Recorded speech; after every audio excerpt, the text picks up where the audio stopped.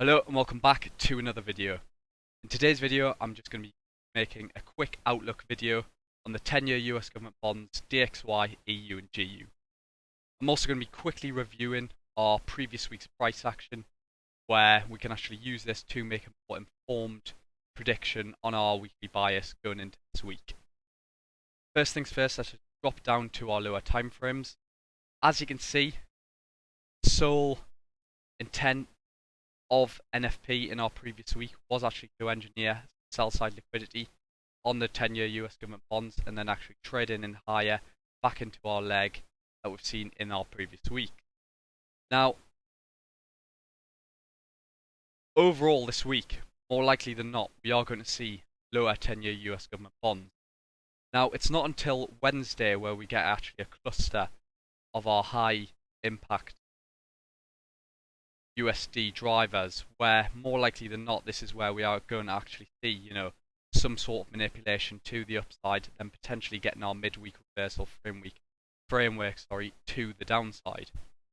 Now, what I'm actually anticipating up until our Wednesday is a range of consolidation but still making higher prices. Very unpredictable hourly candle. As you can see today, got a clear range of consolidation, adding on to our engineering sell side liquidity, placing a clear low within our hourly fair value gap here, which was candle of NFP.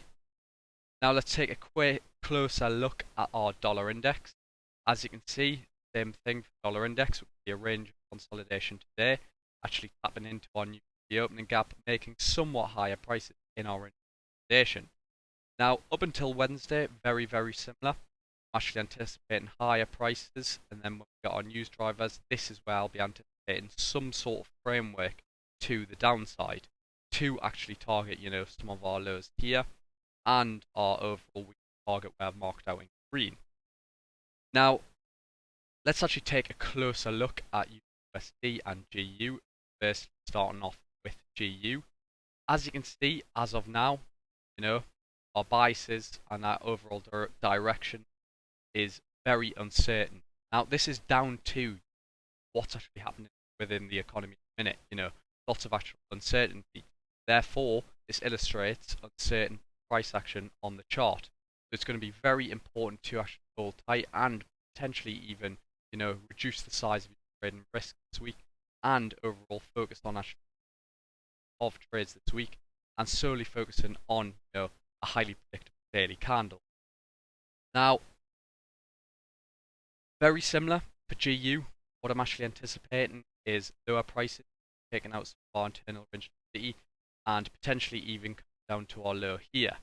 Now, yes, we could make some sort of retracement back down at this low, then start to build up a run for our buy side liquidity here, as marked out in white. However, I will still be waiting for our high impact news drivers to actually pass. You can also see going into Thursday, we actually have our G driver in session, adding to a potential displacement in price to the upside, actually adding volume into GU. Friday, we've got two of our high impact news drivers, where obviously going to be a driver of price in the direction of our expansion. Now, I'm actually anticipating this expansion to be upside as of now. However, if this does change and market participants trading action,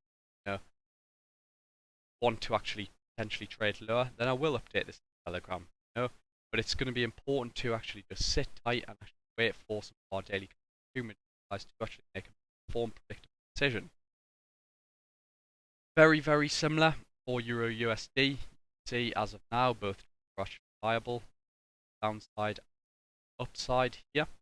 You can see until we actually, until we actually show intent to actually higher, trade lower to or low, I will actually be holding off prices. So that is me as of now. I will keep the Telegram updated as mentioned, but if you did make it this far, thank you very much.